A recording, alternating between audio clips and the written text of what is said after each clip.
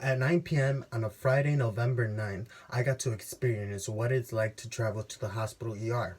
I also got to see firsthand the Sherman Hospital ER staff work in a global pandemic that is currently ravaging our nation.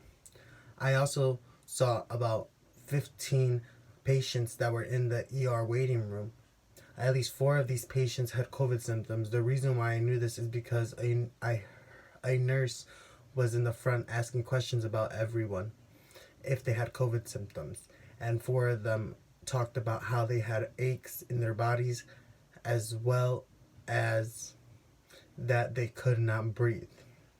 I was one of the lucky ones, however. I wasn't there because I had COVID symptoms. I was there because I had a piece of glass stuck in my foot. According to the website titled thewashingtonpost.com, in an article that was written on April 15th, 2020, titled The Big Number, it states across the country, about 145.6 million Americans a year visit the ER. This is according to the National Health Statistics that is with the National Centers of Disease Control for Prevention.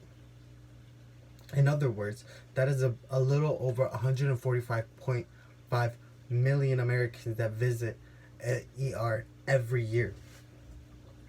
My night was coming to a start. I had just finished my homework and I was about to go hang out with my friends.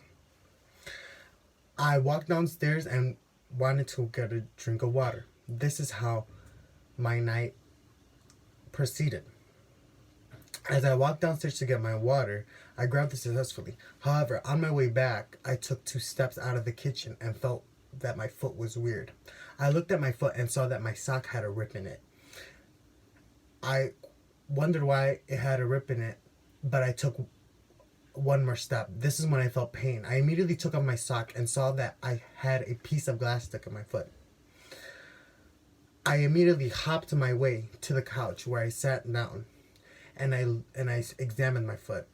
I hopped my way to the bathroom and grabbed tweezers to be able to try to take it out. For about 2 hours I tried to take it out myself, but I couldn't. So I had to take myself to the ER.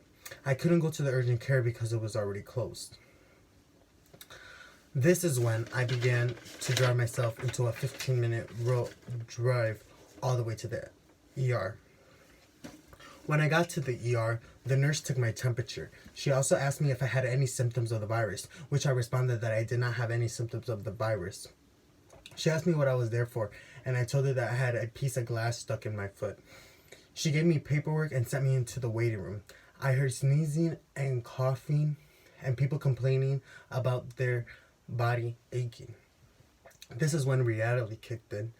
The reason why is I wasn't scared that a piece of glass was about to be taken out of my foot. I was scared of the virus. I, however, waited in there for about 30 minutes until I got called into my exam room. When I got into my exam room, the nurse practitioner looked at my foot with a magnifying glass as well as special tweezers. She worked for about 15 minutes and then she explained that both her arms were hurting, and she told me that she had to make a small incision in my foot, and she told me that she would give me a numbing shot for my pain. I agreed with her to give me the numbing shot. She took one shot of the numbing shot and waited 5 minutes. She then began to make the incision. I didn't feel anything in the heel of my foot until she started digging in a little deeper. This is when I saw blood come out, and she grabbed gauze to clean it out.